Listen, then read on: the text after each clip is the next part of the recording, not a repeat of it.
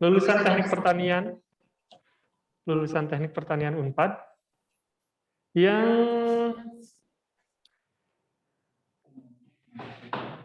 skripsinya itu tentang rancang bangun stasiun cuaca sebagai alat bantu otomasi FCS di rumah kaca berventilasi alami. Nah, mungkin sedikit cerita gitu ya. Skripsi saya itu tentang gimana caranya saya bikin pendingin ruangan tapi untuk rumah kaca gitu ya, rumah kaca. Makanya ini halaman depannya adalah tentang rumah kaca, ini ibaratnya rumah kaca, terus gimana caranya si rumah kaca ini jadi dingin lah. Karena kenapa sih rumah kaca gitu ya? Jadi awalnya kalau rumah kaca itu memang adanya di daerah subtropis gitu. Subtropis itu kan, dan di sana dipakainya kalau musim musim dingin, karena memang di luar suhunya sangat ekstrim, di bawah nol bahkan, sehingga tidak bisa dijadikan lingkungan tumbuh para tumbuhan gitu ya, tidak bisa dijadikan lingkungan yang ideal untuk tumbuh di sana. Sehingga mereka menciptakan rumah kaca sebagai alat bantu perangkap panas, istilahnya perangkap panas atau perangkap energi. Nah, kebayangkan kalau di sana itu sebagai perangkap panas di daerah subtropis yang mana dipakai untuk kondisi-kondisi yang sangat dingin, kemudian diterapkan di Indonesia. Kebayang nggak rasanya gimana? Pernah nggak? Di sini ada nggak yang pernah masuk rumah kaca tengah hari di Indonesia? Ada yang pernah nyobain nggak?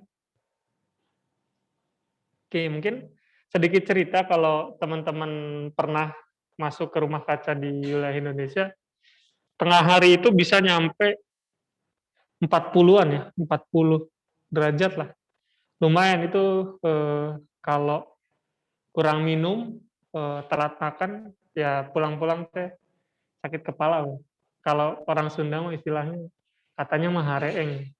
Katanya, cuma nggak tahu apakah yang saya rasakan ketika masuk rumah kaca itu bisa disebut hareeng atau bukan, saya kurang tahu. Intinya ketika saya masuk ke rumah kaca, sangat panas, sangat kering, dan bikin dehidrasi lah. Nah, makanya saya menggagas untuk membuat rancangan sensor alat, kalau tadi disebutkan tentang stasiun cuaca, ini yang terdiri dari sensor-sensor suhu yang gimana caranya saya harus ngatur, harus monitoring setiap sudut rumah kaca, gimana caranya si rumah kaca ini bisa tetap ada di suhu 28 sampai 32 derajat Celcius. Kenapa? Karena itu adalah suhu ideal bagi tanaman tomat untuk tumbuh. Nah, makanya saya coba rancang microcontroller atau pengontrol mikro untuk menangkap data suhu di tiap titik. Sehingga ketika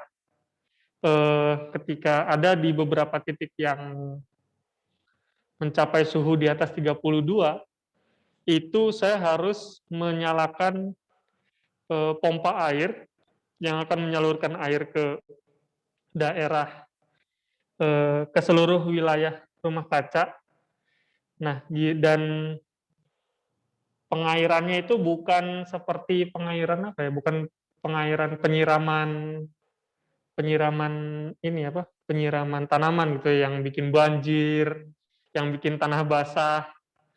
Nah, kalau di sini sangat sangat dihindari lah gimana caranya nyemprot air sebagai pendingin ruangan, tapi nggak bikin lantai jadi basah, atau bahkan tidak boleh ada sedikit pun air yang jatuh di atas daun. Berarti kan gimana caranya ketika disemprot langsung jadi embun. Nah, ini makanya sistem ini disebut fog cooling system, sistem pendingin yang eh, menggunakan air, tapi ketika disemprot keluar dari nozzle, dia langsung jadi fog, langsung jadi kabut. Nah, itu pengaturannya biasanya main dari tekanan pompanya yang harus tekanan tinggi, kemudian si nozzle-nya yang harus berukuran kecil. Nah, itu beberapa hasil penelitian senior-senior saya didapatkan bahwa pompanya itu kalau nggak salah harus 10 bar, lubang nozzle-nya maksimal 0,3 mm. Makanya ketika disemprot, air yang disemprot langsung jadi kabut gitu ya. Nah, dari sini, next, ya, bentar.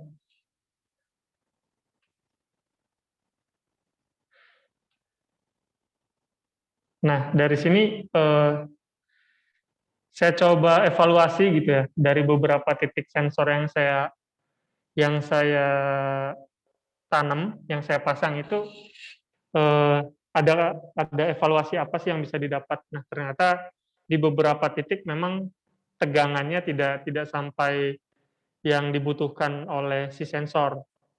Kalau sensor ini butuhnya 5 volt ya, sedangkan hasil pengukuran secara manual itu dia cuma dapat 3,9, ya bisa dibilang 4 volt lah. Jadi alatnya masih belum tercukupi asupan gizinya lah, istilahnya kayak gitu. Sehingga dalam pelaksanaannya si sensor ini gagal membaca suhu yang sebenarnya. Dari situ sehingga dia tidak bisa menghitung kira-kira berapa sih debit air yang harus disemprot dan selama berapa lama. Padahal kalau dari segi kalkulatornya, saya menggunakan kalkulator psikometrik. Kalau teman-teman yang biasa mungkin kenal dengan termodinamika, pasti hafal dengan diagram psikometrik chart. Nah, itu merupakan diagram hubungan antara sifat-sifat gas ideal. Nah, mungkin itu sekilas saja. Nah, kemudian setelah lulus, saya diminta Pak Dwi gitu ya, secara langsung untuk gabung di TLE. Sebenarnya ajakan Pak Dwi merupakan ajakan yang keempat, karena sebelum-sebelumnya saya sambil kerja di sekolah robotik di daerah Bandung, kemudian sambil diajakin oleh salah satu kawan saya yang sudah terlebih dahulu di TLE, dia 3 kali membujuk saya untuk masuk, cuma selalu saya tolak ya, karena saya bilang saya mau fokus beresin skripsi saya dulu, saya mau fokus beresin penelitian saya dulu gitu, karena memang penelitian saya ini agak susah gitu. Kalau kata dosen pembimbing kedua saya, dia tuh sampai bilang kayak gini, kenapa sih kamu ngambil penelitian yang susah-susah banget gitu. Ini kalau kamu lulus bisa jadi S3 ini. Itu kata pembimbing dua saya. Terus kata teman saya juga, sebenarnya kalau penelitian kamu ini bisa dipecah jadi banyak penelitian ya. Yang pertama terkait pembuatan kalkulator psikometrik, sebenarnya itu bisa jadi satu penelitian tersendiri, dan itu sebenarnya sudah saya buat kalkulatornya dan itu it works. Nggak ada kesalahan. Errornya mungkin cuma 0, sekian persen lah dari kalkulator yang saya buat. Nah, namun ketika diimplementasikan dengan sensor, aktuator sebagai sebagai alat pengontrol suhu di ruangan, di rumah kaca, ternyata ada trouble di tegangan, ada trouble di sensornya gitu, sehingga dia tidak bisa membaca suhu dan akhirnya hasil perhitungannya tidak sesuai yang diinginkan. Nah, saya mikir waktu pertama kali diajak Pak Dwi itu, beliau bilangnya punya penelitian tentang lebah. Kebetulan si lebahnya itu juga bikin alat otomasi lah. Jadi kan saya mikir, oh ini sama lah. Saya skripsi penelitian tentang otomasi, kemudian sekarang diajakin kerja terkait penelitian otomasi juga, tapi bidangnya beda, yaitu di perlebahan. Oke, saya sepakatlah setelah lulus saya langsung bekerja dan masuk ke TLE. Dalam hal ini fokusnya di TLE Research karena waktu itu dibawahi oleh Kang Irsan ya, dari TLE Research. Diajak Kang Irsan buat menggarap suatu proyek dan saya kira tentang otomasi, tentang robotika, tentang termodinamika, dan juga segala macam yang berbau teknik pertanian. Tapi ternyata apa yang saya dapatkan dari situ pertama kali diajak ternyata saya diminta meneliti tentang potensi co-working space di 30 kecamatan sekota Bandung. Ini bareng Kang Irsan berdua.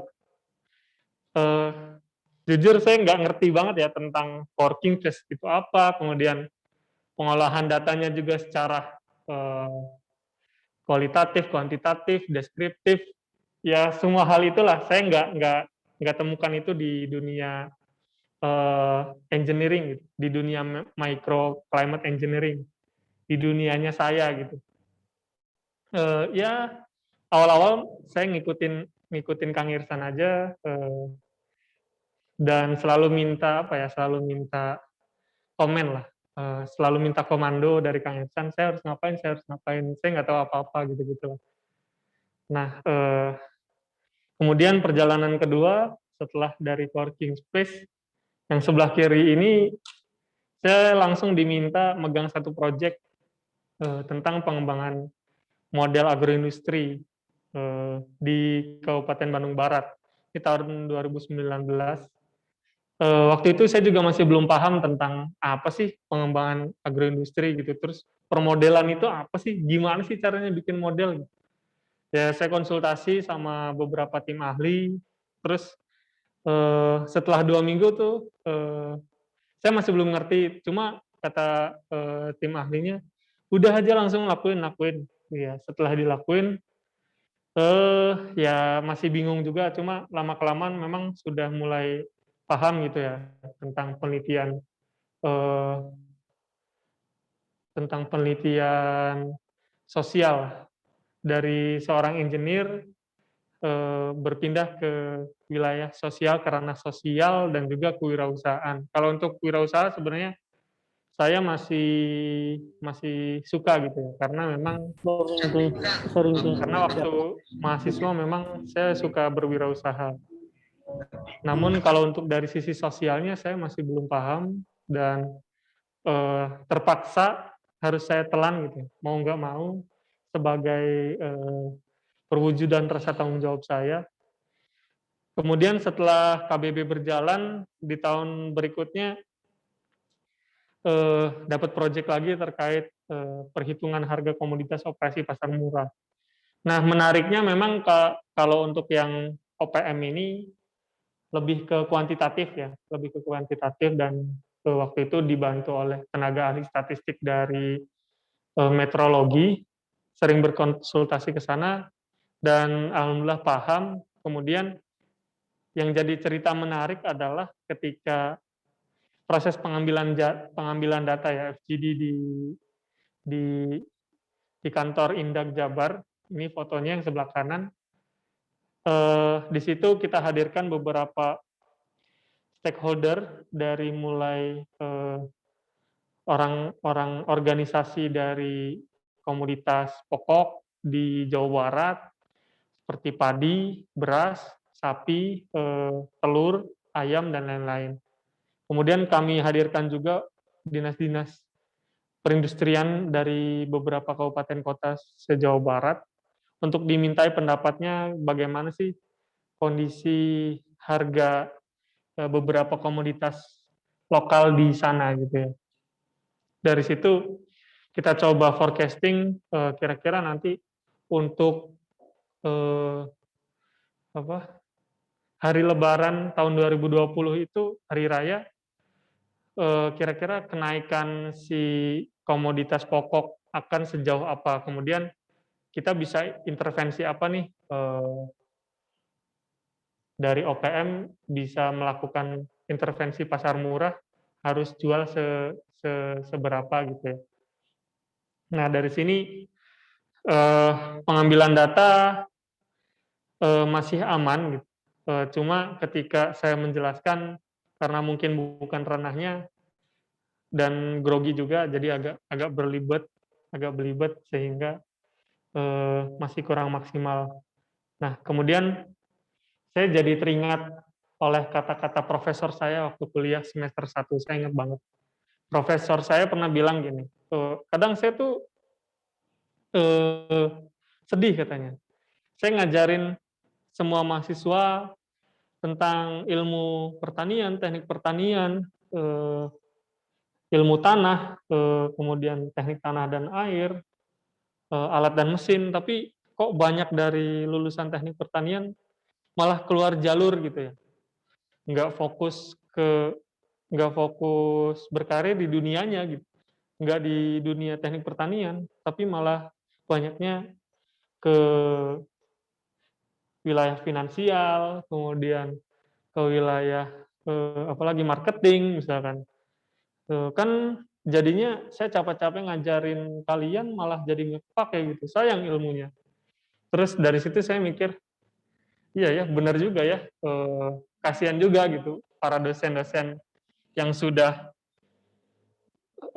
capek-capek ngajarin kita tentang ilmu teknik pertanian, terus sistem keteknikan dan lain-lain, tapi ketika lulus malah nggak dipakai gitu. Oke, saya telan aja dulu karena saya nggak bisa beri argumen ya, karena saya nggak punya data pembanding. Kemudian seiring berjalannya waktu, ternyata saya ketemu tentang dua hal ini ya, tentang tantangan hari ini dan juga ke depannya. Nah, McKinsey & Co pada tahun 2017 itu dia berkata bahwa 800 juta pekerja akan kehilangan pekerjaan pada 2030 akibat digitalisasi ekonomi. Nah, mungkin nggak harus 2030 ya. Sekarang juga kayaknya udah mulai tergerus nih beberapa pekerjaan karena digitalisasi, karena efek pandemi juga, jadi akselerasi digital. Kemudian yang kedua, di Indonesia itu 50 juta peluang kerja akan hilang akibat digitalisasi ekonomi atau industri 4.0. Dan ini juga memang sudah terjadi ya, sudah terjadi di masa pandemi. Kemudian yang ketiga adalah ekonom MIT, Ben Jofson dan McAfee dalam tulisannya The Economist menyebut kenyataan ini sebagai kekalahan berlomba melawan mesin. Ya, jadi banyak pekerjaan-pekerjaan yang biasa dilakukan manusia itu karena digitalisasi ekonomi sehingga digantikan semuanya oleh mesin. Digitalisasi industri 4.0. Nah, kemudian ternyata memang hal itu bukan hal yang bisa dihindari juga gitu, karena memang tren kedepannya profesi itu sudah mulai bergeser gitu dari seorang manajer, supervisor, atau pekerjaan-pekerjaan rutin lainnya, dokter dan lain-lain, itu sudah mulai bergeser dari sebuah profesi menjadi peranan gitu. Jadi contohnya Dokter Tirta, dia itu bukan hanya sebagai dokter, tapi sebagai influencer gitu ya. Jadi peranannya itu menginfluence masyarakat untuk aware terhadap kesehatan. Gitu. Jadi bukan lagi Dokter Tirta itu berprofesi sebagai dokter, tapi dia memiliki peran masing-masing. Kemudian apalagi ya contohnya, agile leaders.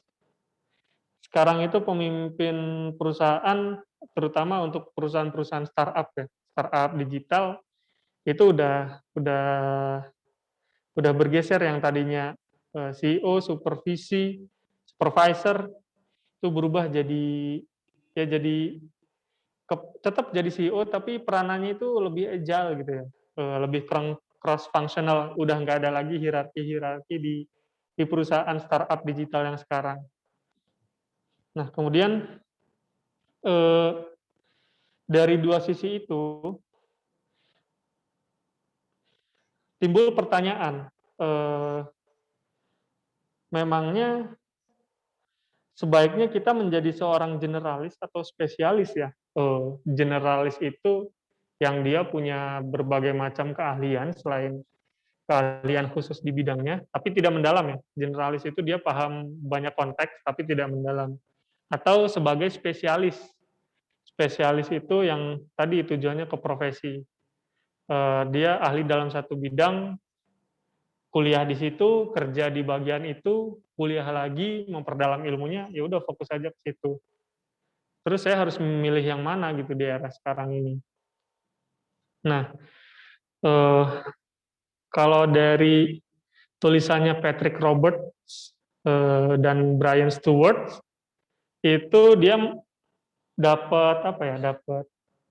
Dapat insight nih dari mereka bahwa kemampuan Homo sapiens untuk beradaptasi dalam lingkungan yang berbeda-beda, bahkan termasuk yang ekstrim sekalipun, berperan penting dalam menyelamatkan manusia modern dari berbagai ancaman.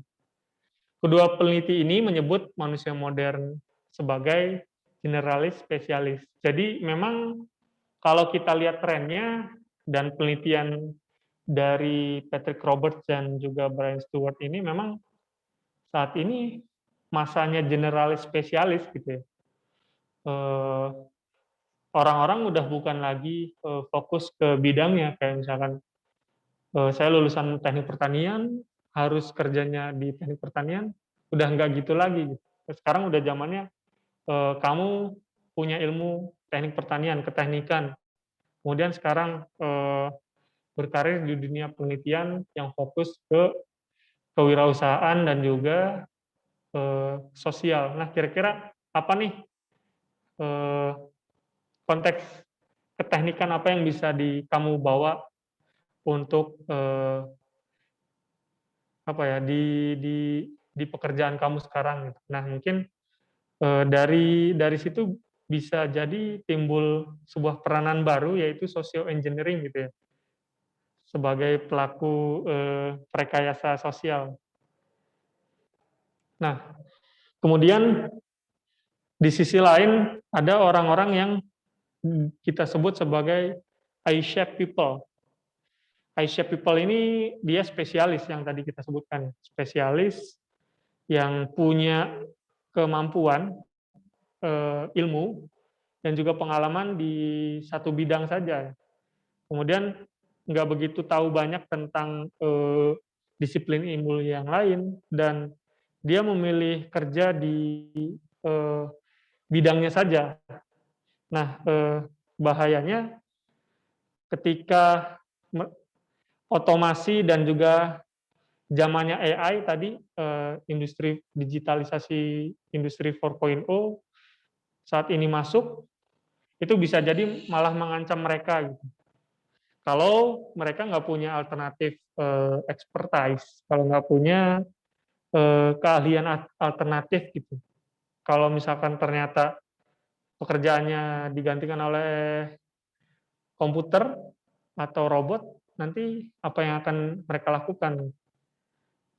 Nah, ini tentang Asia People. Kemudian yang kedua adalah generalis. Generalis ini mereka yang punya ilmu dalam banyak hal, tapi tidak begitu mendalam ya, tidak begitu mendalam. Mereka paham banyak hal, tapi tidak begitu mendalam. Nah, kalau gabungan antara keduanya, generalis spesialis, ini bisa disebut dengan namanya T-shaped people. T-shaped people itu gabungan antara generalis dan juga spesialis. Dia itu orang-orang yang punya keilmuan expertise sebuah expertise, tapi dia juga bisa mengkolaborasikan berbagai macam disiplin ilmu sesuai dengan yang dia miliki.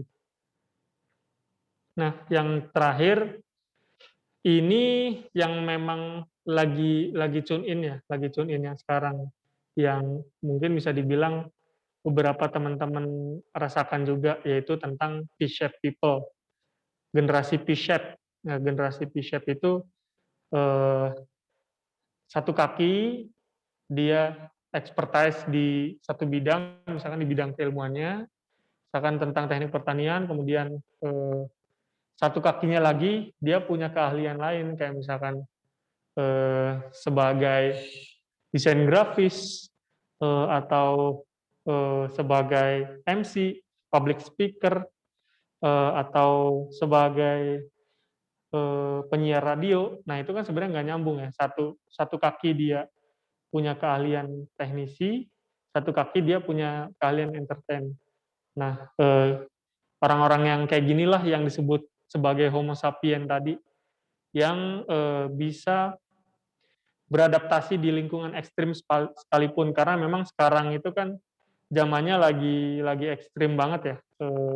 Kalau kita nggak pintar-pintar nyari peluang dan mendorong diri kita untuk mempelajari skill baru, ya susah gitu cari pekerjaan. Idealis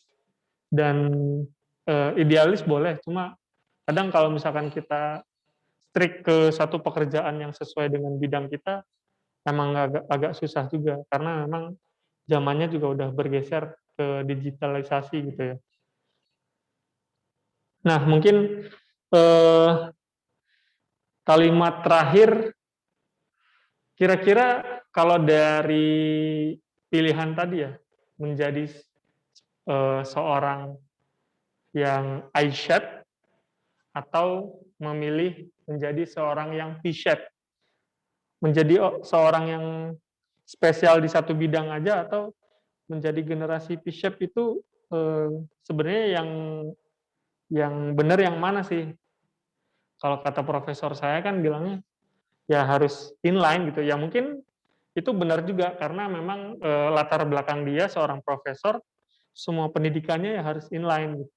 Tapi di sisi lain, zaman sekarang udah nggak bisa juga kayak gitu. Kalau misalkan kita strict kerja atau nyari penghasilan dari expertise kita, kalau nggak ketemu peluangnya kan susah juga kita mau hidup gimana.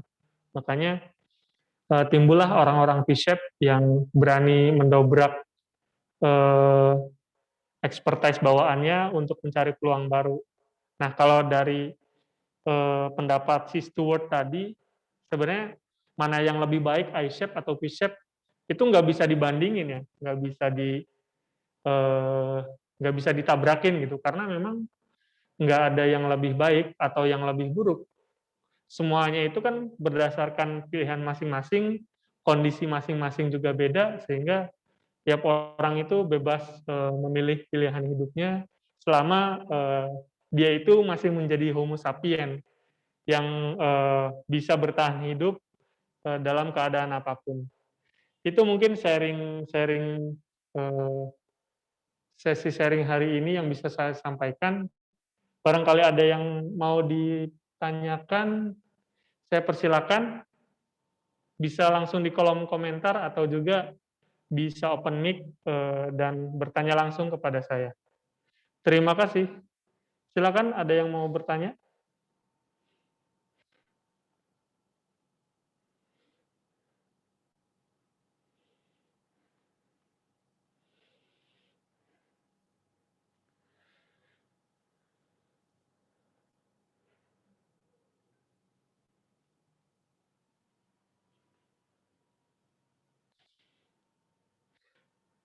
Halo, tidak ada?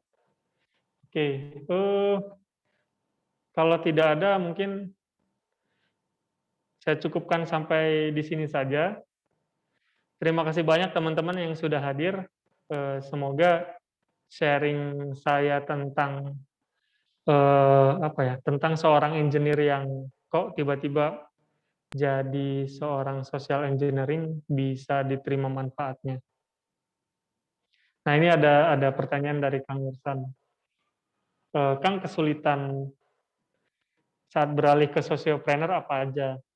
Nah, kalau dari sisi saya sebagai seorang engineer ya, eh, biasanya kalau engineer itu kan orangnya cuek, eh, nggak peduli, terus kurang begitu empati gitu. Karena ya mungkin sehari-harinya adalah berhubungan dengan mesin, dengan rumus, dengan alat-alat, dengan kelistrikan, dengan tanaman, ya wajar gitu dia tidak bisa mendapatkan skill-skill kehumanioraan, kehumanisan.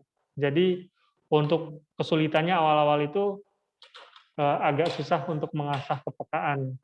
Itu yang pertama. Kemudian yang kedua, terutama di sisi penelitian, di sisi saya sebagai peneliti yang sekarang terjun di dunia sosial, sulitnya itu tentang belajar metodologi yang baru, tentang metodologi kualitatif, deskriptif, kemudian baca-baca hal baru tentang kesosialan, itu agak sulit juga ya. Belum lagi istilah-istilah baru yang didapat. Itu sih yang pertama kali saya rasakan kesulitannya. Dan sampai sekarang pun sebenarnya masih kesulitan ya. Tapi sebagai seorang peneliti, pastinya kita nggak boleh berhenti gitu untuk terus belajar. Ya pasti di dunia manapun, di kerjaan manapun, pasti kita juga bakalan ketemu hal-hal yang baru yang kita nggak ngerti dan memang harus dipelajari biar jadi Homo sapien yang terus bertahan gitu ya di era fuca ini. Oke, terima kasih juga Kang Robi sudah hadir. Kalau tidak ada pertanyaan, ada lagi pertanyaan sebelumnya? Oke, kalau tidak ada, izin saya tutup sharing kali ini. Terima kasih teman-teman. Tapi sebelum ditutup, kita boleh foto-foto dulu. Silakan mungkin barangkali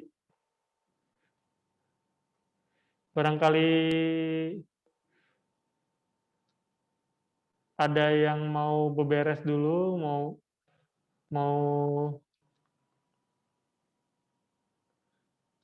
ya.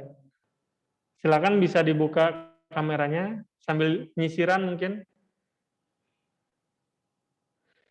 Oke. Halo Pak Sofyan, salam kenal Pak Sofyan. Oke, kita foto dulu ya.